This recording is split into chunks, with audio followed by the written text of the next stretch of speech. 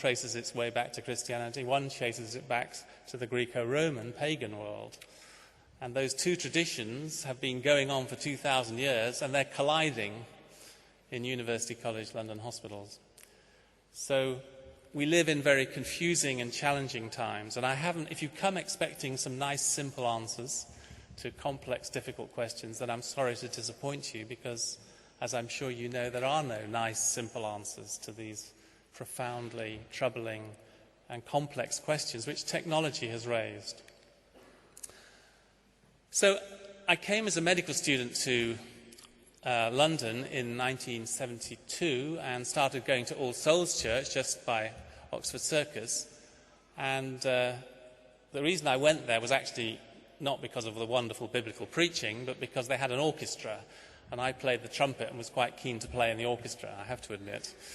But when I got there, I discovered that John Stott was the rector there, and I had the enormous privilege of hearing his preaching and teaching. Many of you will have read books or heard of John Stott, and many people feel that he was probably one of the outstanding Christian leaders of the 20th century, and somebody whose name will be remembered if the Lord doesn't come even in 100, 200 years' time. And I realized that I actually had the privilege of getting to know this man as a personal friend. Amazingly, he invited me to come and have a cup of coffee with him, and I thought I was probably being disciplined for some sort of chattering during sermons or something like that. And it turned out he just wanted to be friends. And he struck up a friendship, and he used to invite me, would you like to go bird watching with me? And we shared and things together. And he spent many hours with me. He invested many hours of his precious time in me. I've subsequently discovered that he was doing this with probably literally hundreds of young people.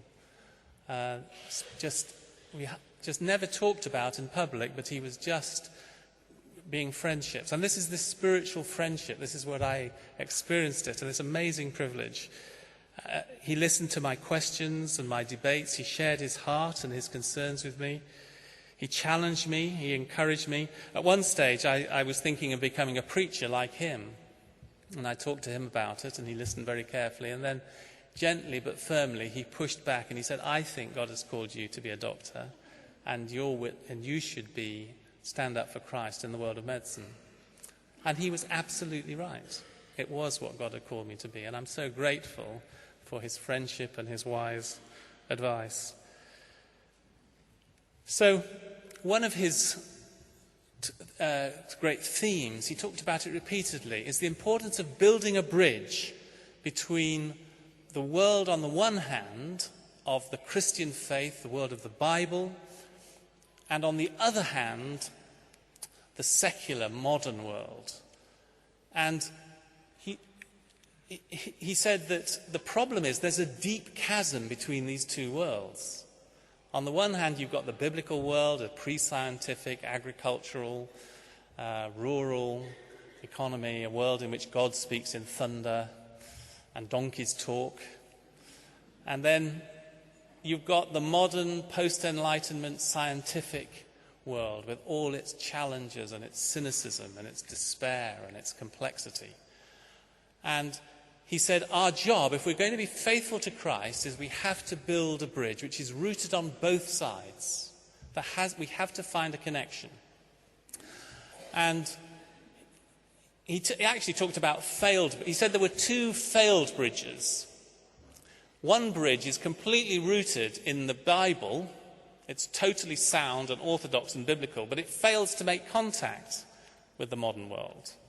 And he said that's the fundamentalist heresy. He called it a heresy.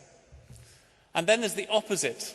There's the bridge which is utterly relevant and modern and totally rooted in the modern technological world, but it's failed to keep contact with the Bible, and that's the liberal heresy. And he says they're both wrong. We have to be able to build a bridge. Now, you could ask, but is it possible? Is it actually possible to build a bridge between those two things? Or is it a hopeless task? And actually, the theological answer is it is possible. And how do I know it's possible? Because of the incarnation of the Son of God. That in the person of God himself, he is the bridge. The Lord Jesus himself is the bridge. The one who is fully man and fully God. The one who spans this enormous gulf. So that's how we know that it's possible. So here I'm going to speak just briefly to the students and to the junior doctors, and it's really taking on the theme that Andre said. We didn't collude together in our talks this morning, but there are several themes in common. And that is, if you've got into healthcare at all, you've got into medicine, dentistry or so on, then by definition, God has given you a good brain. But if that's the case, why are you content with kindergarten Christianity and biblical understanding? Because, if you're going to try and match kindergarten Christianity with post-doctoral cynicism and secularism and materialism, it's not going to work. Do you remember the parable of the talents and those solemn words that God says to the person with 10 talents? Much is required from those to whom much is given. If God has given you a good brain, then one day he's going to ask you why you didn't bother to use it. So we need to dig deep. If God has given you a good brain, then you need to use it, and you need to use it to dig deep. And again, I'm so grateful for John Stott's encouragement for me to really use the gifts that he'd given me and that God had given me to dig deep into the understanding on both sides, both the biblical, theological understanding and also the technical and secular side of the bridge.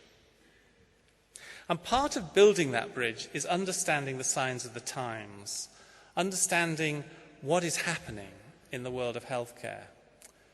And these are words of Jesus in Matthew. You know how to interpret the appearance of the sky, but you cannot interpret the signs of the times.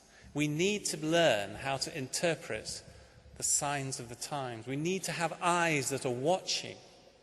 So instead of being like the ones that Jesus is criticizing, we should be like the men of the tribe of Issachar, who had understanding of the times. Not only did they understand, but to know what Israel ought to do.